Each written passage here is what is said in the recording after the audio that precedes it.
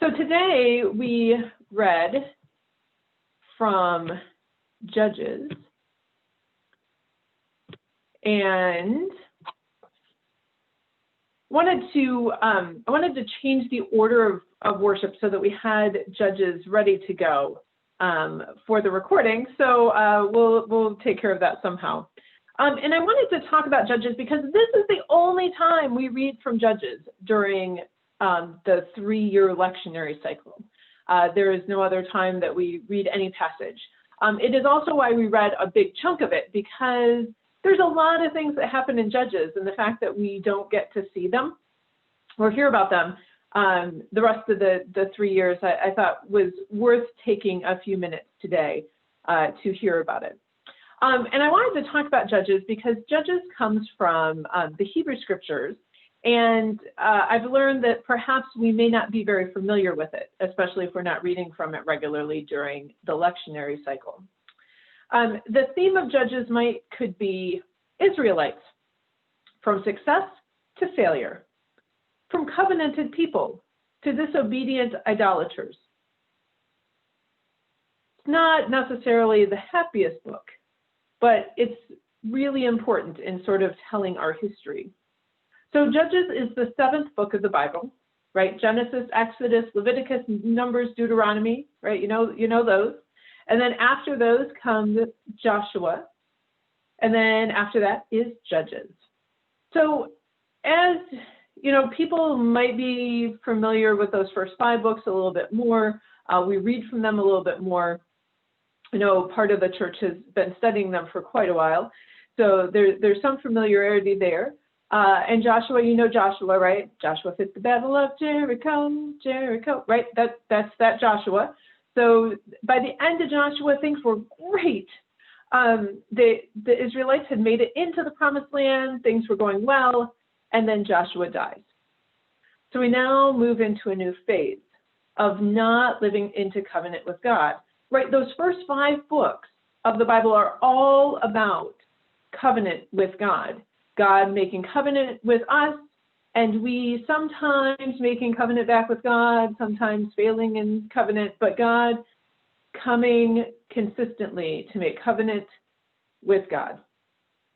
So as we get into Judges, we're going to see sort of a decline of the humans keeping covenant with God. We're moving into that new phase where we're not living into our covenant, we're not worshiping God, we have found other things, those idols that show up to distract us. So some things to note. This is the Hebrew Scriptures, right? So some of us call this Old Testament. I like to use the word Hebrew Scriptures because of how that works with our Jewish friends. So this is Hebrew Scriptures, that part that you might call the Old Testament.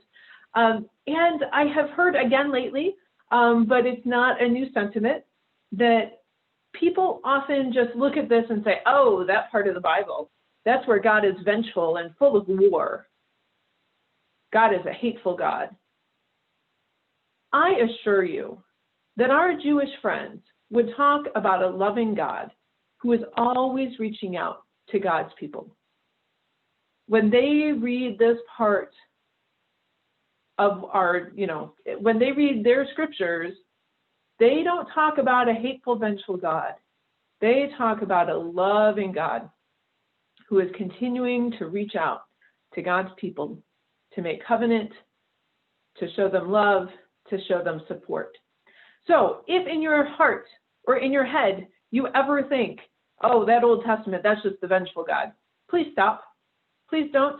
It's unhelpful to say that out loud. It's unhelpful in groups of Christians to use that because it adds fuel to any anti-Semitic fire that people may have going, right? We want to talk about how God has been faithful throughout all of history. I do understand, right, that there are some things that happen and there are some ways that things are written into the Hebrew Scriptures that talk about God calling for violence, right? So in wars, in this killing, is God really calling for the violence? So I think it's super important to review our historical perspective. who wrote the books, right? Who wrote these down, right? The Israelites, the Judeans, the Christians, right? That's who wrote our Bible. Well, there's the Judeans who become Christians once we get to the New Testament. But when you look at who wrote the Bible, of course God's on our side. We're writing the Bible. We're writing these stories down, and God is on our side. Or God is against us and punishing us, right? That is how it might be interpreted. So there's always another side to the story.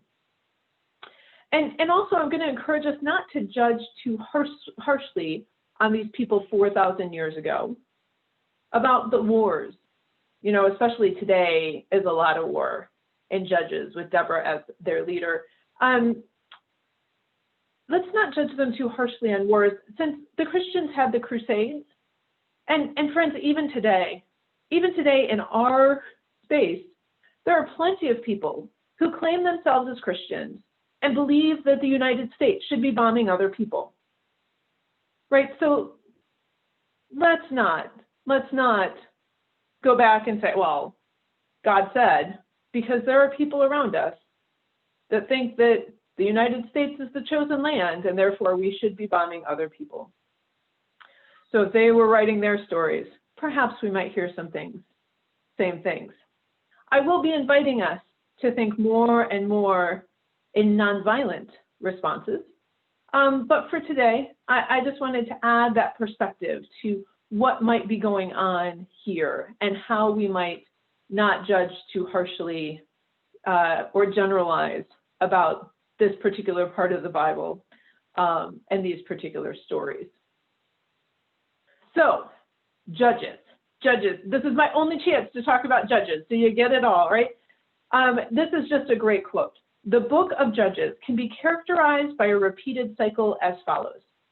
The Israelites do evil and abandon God. So God delivers them into the hands of foreign leaders who oppress them. Then the Israelites cry out to God, who hears their cry and raises up a judge to deliver them. The judge, also a military leader, is successful, and the Israelites enjoy peace. But when the judge dies and the people forget about following God, the cycle begins again. The cycle can also be traced as a downward spiral in the book, with the final chapters describing a situation of complete moral chaos and civil war. So, you know that I like my big overarching arc, so that is it, right? That cycle. Israelites do evil, God gives them to foreign leaders, Israelites cry out, God sends a judge.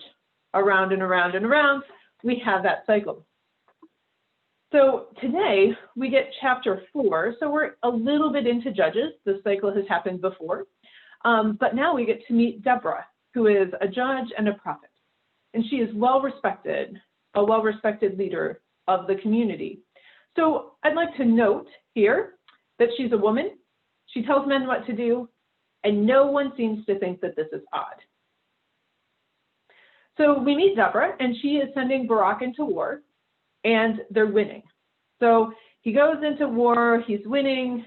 The Canaanite leader, right, Sisera, abandons his people. In case that wasn't clear, I think it's a little shaky there. He abandons his army and runs. He goes to the wife of a friendly leader, he thinks, a friendly leader, and Jael welcomes him in and gives him some milk. Perhaps she may have added something to the milk that helps him sleep. So Jael welcomes him in, lays him out on the bed, and then kills him with a tent peg.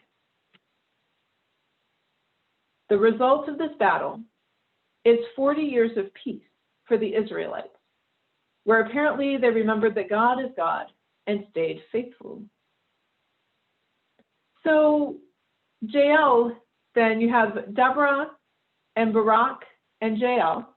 So Deborah being the judge who tells Barak, go into this war, but a woman is going to be the person who, kills Sisera. One might think earlier in the story that it was going to be Deborah, but suddenly here is Jael, this person who is not an Israelite, right, helps out the Israelite army. We have no reason why. We could make some guesses, but we really have no understanding why she might have done that, besides that, that was, in our telling of the story, what God wanted to happen in that particular spot. But definitely some great people and great story as far as what does this mean? What did this mean to the people then? And what can it mean to us? Because I think it raises some excellent questions that might pertain to us. So we see that downward spiral that I talked about before, and we're going to talk about women. In the beginning of Judges, women have names and voices and standing in the community. But by the end, they have lost their names, their autonomy, and violence is regularly done to them. We see this over and over and over again in our history, and sometimes and somehow always miss it. Women provide an important barometer to measure the core health and values of a society. Women provide an important barometer to measure the core health and values of a society. How are they treated? How are they spoken of? What power do they have? I recently saw a Facebook post. It said something like, saying ugly, mean, demeaning things about women leaders isn't usually heard by that woman, but it is heard by your daughter, your wife, your neighbor, your aunt, and your mother. For the last 2 years, I've heard plenty of hurtful, angry, ugly things said about women in leadership, especially Governor Whitmer, Secretary of State Benson, and Attorney General Nessel. Ugly, mean things have already started being posted and said about Vice President-elect Harris. And I want to note that these things, or a similar parallel thing, would never, ever be said about a man. In my own life, in ministry, I have been on the receiving end of comments, digs, nasty anger. Again, things that never would have been said to a man. I wonder if we can look back to the beginning of Judges, where women were leaders. Women were part of the power structure. Women had names and autonomy. And see how we might treat all of God's people with equality and dignity. I think that this is especially important as we come to understand the whole gender and sex thing is not so cut and dry as we would like. When we start talking about people who are transgender or have a different gender identity than we would think, those people are often also the subject of ridicule and nasty words. The other thing that comes up in Judges is faithful living. Faithful living, living faithfully with God, knowing that God would love to be in covenant and relationship with us. How can we be faithful to God? It is the single hardest thing to do, I think, the single hardest thing to do. Every day, we are faced with things that might slip into a role of God. Right? Money, power, control, selfishness, greed. We run into these things that are all about us. Our addictions that suddenly become more important than God. Everywhere we turn, there's another leader who thinks that they're more special than God, that they deserve deference and power and loyalty. These things belong to God. This might be our opportunity to really return to God, to not have our lives destroyed by our inability to remember that God is God. In that downward spiral that the Judges saw, perhaps we can return to the top. Perhaps we can remember that God is in covenant with us and draws us into this relationship, and that we can keep our focus on God's call, caring for others, respecting the dignity of every human being, acting out of kindness and compassion. It requires laser focus and refocus and refocus and refocus. And yes, it takes energy, but this is our call to stop that spiral or that cycle, right? That cycle where we get distracted and we move away from God. And then, so how can we stop when we start to stray to come back? When we start to get distracted to come back? And we know that all of our life goes in cycles. So even if we go all the way around the cycle as the Israelites did, we come back to God. But I think that this might be our opportunity to stick with God if we're with God, to return to God if we're not with God, and to be an example to our community that shows that God loves all people. The people of God make covenants to work to keep them.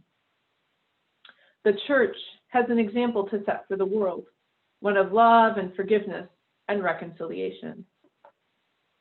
As we are reminded today through Judges and the review of what leads up to the book of Judges, we see that God has always been faithful to God's people. God is always seeking covenant, always offers that opportunity for relationship.